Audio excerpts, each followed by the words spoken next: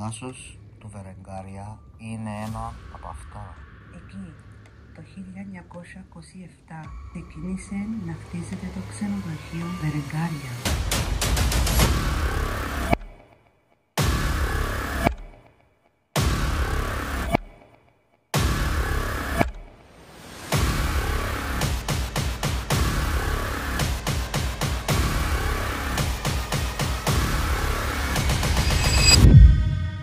Αν μπεις στο δάσος, μην πας μόνος, μην πας νύχτα και ποτέ μην πλησιάσεις τα δύο δέντρα.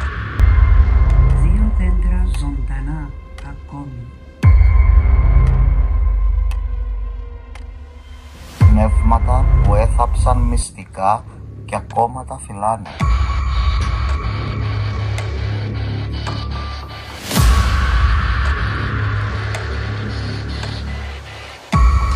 Πάω να δω να μου γίνεται πια.